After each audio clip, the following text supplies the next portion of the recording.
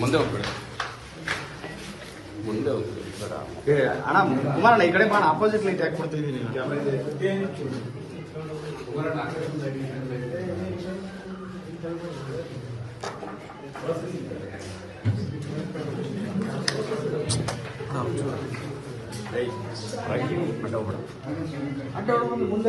ಸ್ವಲ್ಪ ಈ ಕಡೆ ಬನ್ನಿ ಸರ್.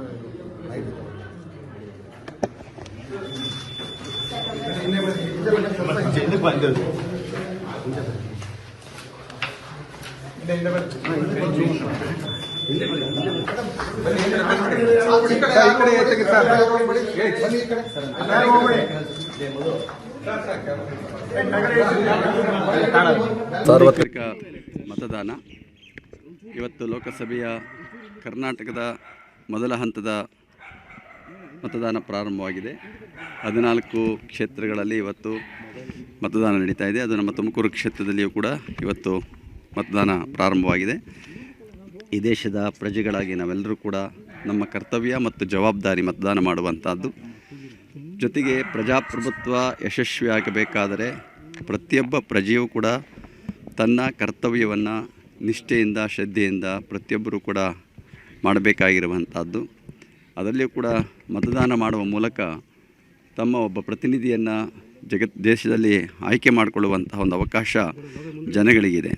ಏಕೆಂದರೆ ಜನಗಳೇ ನಾಯಕರಾಗಿರುವಂತಹ ಅವರ ಪ್ರತಿನಿಧಿಯನ್ನಾಗಿ ಆಯ್ಕೆ ಮಾಡಿಕೊಳ್ಳುವಂತಹ ಒಂದು ಅವಕಾಶ ಇವತ್ತು ನಮ್ಮ ಸಂವಿಧಾನ ನಮಗೆ ಕೊಟ್ಟಿರುವಂಥದ್ದು. ಹಾಗೆ ಇವತ್ತೆಲ್ಲರೂ ಕೂಡ ತಮ್ಮ ತಮ್ಮ ಮತದ ಮಹತ್ವವನ್ನು ಅರಿತು ಪ್ರತಿಯೊಬ್ಬರೂ ಕೂಡ ಮನೆಯಿಂದ ಬಂದು ವೋಟನ್ನು ಹಾಕುವಂಥ ವ್ಯವಸ್ಥೆಯನ್ನು ಮಾಡಬೇಕು. ಇವತ್ತು ವೋಟ್ ಮಾಡೋದಕ್ಕೆ ತುಂಬ ಅನುಕೂಲಗಳನ್ನು ಸೌಕರ್ಯಗಳನ್ನು ಮಾಡಿಕೊಟ್ಟಿದೆ. ಇವತ್ತು 80 ವರ್ಷ ಮೇಲ್ಪಟ್ಟವರು ಮನೆಯಲ್ಲೇ ಕುಳಿತು ಮತದಾನ ಮಾಡುವಂಥದ್ದು. ಮತದಾನ ಕ್ಷೇತ್ರಕ್ಕೆ ಬಂದಾಗ ಅಂಗವಿಕಲರಿಗೆ ವೀಲ್ಚೇರ್ ಇಟ್ಟಿದ್ದಾರೆ ಮತ್ತು ಬೇಕಾದ ಸೌಕರ್ಯಗಳು, ನೀರಿನ ಸೌಕರ್ಯಗಳು ಎಲ್ಲವನ್ನೂ ಇವತ್ತು ಒದಗಿಸಿಕೊಟ್ಟು ಯಾವುದೇ ತೊಂದರೆ ಆಗದಾಗೆ ಮತದಾನ ಮಾಡುವವರಿಗೆ ಪ್ರತಿಯೊಂದು ವ್ಯವಸ್ಥೆ ಇರಬೇಕು ಅಂತ ತಿಳ್ಕೊಂಡು ಇವತ್ತು ಬಹಳಷ್ಟು ಅನುಕೂಲಗಳನ್ನು ಮಾಡಿಕೊಟ್ಟಿದ್ದಾರೆ. ಈ ಅನುಕೂಲ ಇದೆ ಅನ್ನೋ ಪ್ರಶ್ನೆ ಅಲ್ಲ, ಇದು ನಮ್ಮೆಲ್ಲರ ಜವಾಬ್ದಾರಿ. ಇದು ಪ್ರತಿಯೊಬ್ಬ ಕರ್ತವ್ಯನ ಪ್ರತಿಯೊಬ್ಬ ಪ್ರಜೆಯ ಕರ್ತವ್ಯ ಆಗಿರುವಂಥದ್ದು. ನಾವೆಲ್ಲರೂ ಕೂಡ ಏನೇ ಆಗಲಿ ಏನೇ ಇರಲಿ ನಾವೆಲ್ಲ ಭಾರತೀಯ ಪ್ರಜೆಗಳು ಅನ್ನುವಂಥ ಭಾವನೆ ನಮ್ಮೆಲ್ಲರಿಗೂ ಕೂಡ ಇರಬೇಕಾಗಿರುವಂಥದ್ದು. ಈ ಪ್ರಜೆಗಳಾಗಿ ನಾವೆಲ್ಲರೂ ಕೂಡ ನಮ್ಮ ಕರ್ತವ್ಯಗಳನ್ನು ಪ್ರತಿಯೊಬ್ಬರು ಕೂಡ ನಿರ್ವಹಿಸಬೇಕಾಗಿದೆ. ಆ ನಿಟ್ಟಿನಲ್ಲಿ ನಾನು ಕೂಡ ಇವತ್ತು ನಮ್ಮ ಮಠದ ಪರಂಪರೆಯಂತೆ ನಮ್ಮ ಪರಮ ಪೂಜ್ಯರು ಬಹಳಷ್ಟು ವರ್ಷಗಳ ಕಾಲ ಮತದಾನ ಮಾಡಿದಂತಹವರು. ಬಹುಶಃ ನಮ್ಮ ಕರ್ನಾಟಕದಲ್ಲಿ ಹೆಚ್ಚು ಮತದಾನ ಮಾಡಿರುವಂಥವರು ಪರಮ ಪೂಜ್ಯ ಶಿವಕುಮಾರ ಮಹಾಸ್ವಾಮಿಗಳವರು ಅಂತ ಭಾವಿಸಬೇಕಾಗಿರುವಂಥದ್ದು. ಅದೇ ರೀತಿಯೇ ನಮ್ಮ ಮಠದಲ್ಲಿರುವಂತಹ ಮತಗಟ್ಟೆಗೆ ಹೋಗಿ ಇವತ್ತು ಮತವನ್ನು ಚಲಾಯಿಸಿ ಬಂದಿದ್ದೇನೆ. ಈಗ ನಗರ ಪ್ರದೇಶಗಳಲ್ಲಿ, ಗ್ರಾಮಾಂತರ ಪ್ರದೇಶಗಳಲ್ಲಿ ವೋಟಿಂಗ್ ಪರ್ಸೆಂಟೇಜ್ ಜಾಸ್ತಿ ಆಗುತ್ತೆ, ನಗರ ಪ್ರದೇಶಗಳಲ್ಲಿ ಕಡಿಮೆ ಆಗುತ್ತೆ. ನನ್ನ ವೈಯಕ್ತಿಕ ಒಂದು ಅಭಿಪ್ರಾಯ ಅಂದರೆ 100ಕ್ಕೆ 100ರಷ್ಟು ಮತದಾನ ಆಗಬೇಕಿದು. ಅದೇ ಒಂದು ನ್ಯಾಯಯುತವಾದ ಮತದಾನ ಅಂತೇಳಿ ಭಾವಿಸಬೇಕಾಗಿರುವಂಥದ್ದು. ಇವತ್ತು ಮತದಾನ ಕಡ್ಡಾಯ ಮಾಡಿಲ್ಲ, ಅದೊಂದು ದೊಡ್ಡ ದುರಂತ. ಇವತ್ತು ಮತದಾನವನ್ನು ಕಡ್ಡಾಯ ಮಾಡಿದ್ರೆ ಈ ಒಂದು ಪರಿಸ್ಥಿತಿ ಬರೋದಿಲ್ಲ. ಆದ್ದರಿಂದ ಎಲ್ಲಿವರೆಗೆ ಮತದಾನ ಕಡ್ಡಾಯ ಮಾಡೋದಿಲ್ಲ ಅಲ್ಲಿವರೆಗೂ ನಾವು ಜಾಗೃತರಾಗೋದಿಲ್ಲ. ಆದ್ದರಿಂದ ಇವತ್ತು ಪಟ್ಟಣದವರು ಇರ್ಬೋದು, ಹಳ್ಳಿಯವರು, ಇವತ್ತು ಹಳ್ಳಿ ಜನಗಳೇ ಎಷ್ಟೋ ಜಾಗೃತರಾಗಿದ್ದಾರೆ. ಪ್ರತಿಯೊಬ್ಬರು ಬಂದು ಇವತ್ತು ಮತದಾನ ಮಾಡ್ತಾಯಿದ್ದಾರೆ. ಇವತ್ತು ವಿದ್ಯಾವಂತರು ಅನಿಸ್ಕೊಂಡಂತಹವರು, ಓದ್ದಂತಹವರು, ಅವರು ಮತದಾನದಿಂದ ದೂರ ಸರಿಯುವಂಥದ್ದಾಗ್ತಾಯಿದೆ. ಅದಾಗಬಾರ್ದು.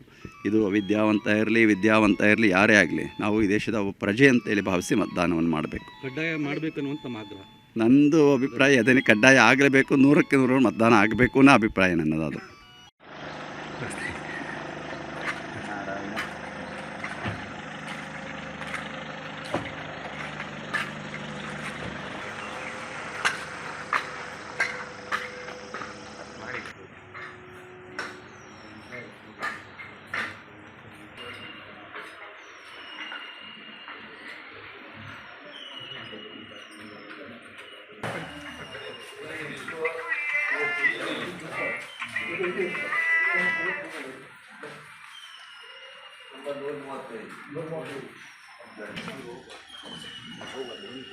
Bye.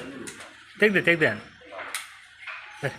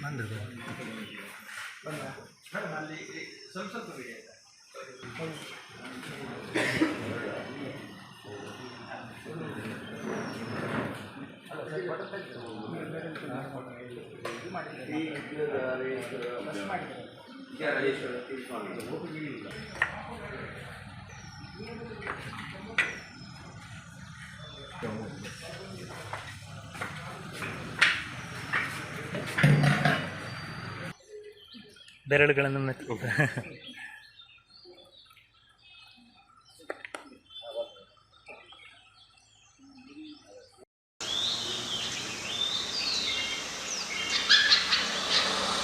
ಪ್ರಜಾಪ್ರಭುತ್ವ ವ್ಯವಸ್ಥೆಯಲ್ಲಿ ಮತದಾನಕ್ಕೆ ಅತ್ಯಂತ ಮಹತ್ವದ ಸ್ಥಾನ ಇದೆ. ದೇಶದ ಭವಿಷ್ಯವನ್ನು ಉಜ್ವಲವಾಗಿ ಬೆಳಗಿಸಬಲ್ಲಂತಹ, ದೇಶಕ್ಕೆ ಸುಖ ಶಾಂತಿ ಸಮೃದ್ಧಿಯನ್ನು ಕೊಡಬಲ್ಲಂತಹ ಯೋಗ್ಯ ವ್ಯಕ್ತಿಯನ್ನು ಆರಿಸಿ ಕಳಿಸುವುದು ನಮ್ಮೆಲ್ಲರ ಆದ್ಯ ಕರ್ತವ್ಯವಾಗಿದೆ. ಮತದಾನ ಅತ್ಯಂತ ಪವಿತ್ರ ಕಾರ್ಯವಾಗಿದೆ. ಆದ್ದರಿಂದ ಈ ವಿಚಾರದಲ್ಲಿ ಯಾರೂ ಕೂಡ ಉದಾಸೀನತೆಯನ್ನು ಮಾಡಬಾರದು. ವಿಶೇಷವಾಗಿ ಬೆಂಗಳೂರು ಮಹಾಜನತೆ ಇವತ್ತು ಅತ್ಯಧಿಕ ಪ್ರಮಾಣದಲ್ಲಿ ಮತದಾನವನ್ನು ಮಾಡಬೇಕು. ಇವತ್ತು ಯೋಗ್ಯ ವ್ಯಕ್ತಿಗೆ ಮತದಾನವನ್ನು ಮಾಡುವುದರ ಮೂಲಕ ನಾವೆಲ್ಲರೂ ಕೂಡ ಭವ್ಯ ಭಾರತದ ನಿರ್ಮಾಣಕ್ಕೆ ದೃಢ ಸಂಕಲ್ಪವನ್ನು ಮಾಡೋಣ. ಎಲ್ಲರಿಗೂ ಶುಭವಾಗಲಿ.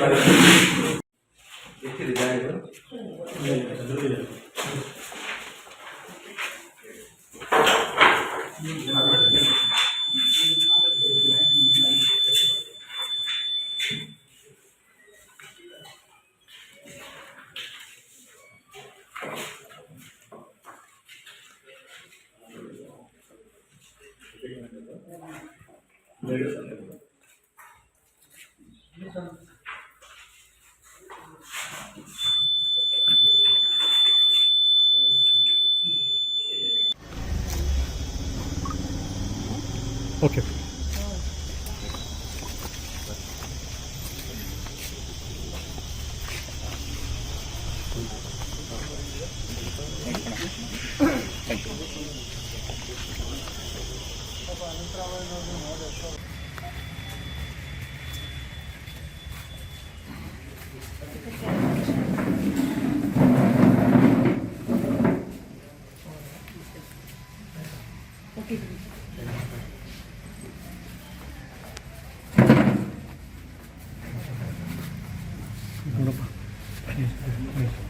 ಆಯ್ತು ಆಯ್ತು ಅಲ್ಲಿ ಬಂದಾಗ ತೆಗೆದು ಬನ್ನಿ ಬನ್ನಿ ಆಯ್ತು ಆಯ್ತು ಮೇಡಮ್. ದೂರದಲ್ಲಿ ನಿಂತ್ಕೊತೀನಿ ಸರ್. ಇಲ್ಲ ಇಲ್ಲ ಬೇಡ ಪ್ಲೀಸ್. ಅಲ್ಲೆಲ್ಲ ಇಲ್ಲಿಂದ ಇಲ್ಲಿ ಬಂದು ತೋರಿಸ್ತಾರೆ ನಿಮಗೆ. ಆಯಿತು ಸರ್. ಇಲ್ಲಿ ತೆಗೀರಿ ಎಲ್ಲ ಕಡೆ ತೆಗೆದಿದ್ದೀವಿ ಬಿಡಿ ಸರ್. ಆಯಿತು ಬಿಡಿ ಸರ್. ಆಯಿತು ಆಯಿತು ಬಿಡಿ. ಬೆಳಕ್ಕೆ ಹೋಗಲ್ಲ ಸರ್. ಸ್ವಲ್ಪ ಹಿಂದೆ ಹಿಂದೆ ಹಿಂದೆ ಬರ್ರಿ. ಸರ್ ಬೇಡ ಅಂದ್ಮೇಲೆ ಬೇಡ.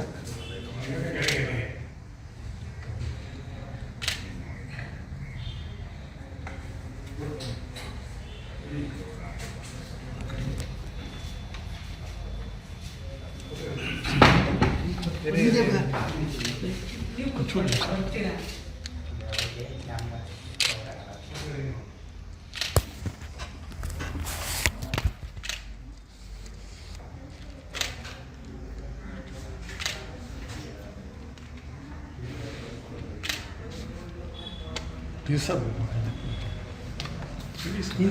ಕ್ಯಾಮ್ರಾ ಇದೆ ಸರ್, ಕ್ಯಾಮ್ರಾ ಇದೆ.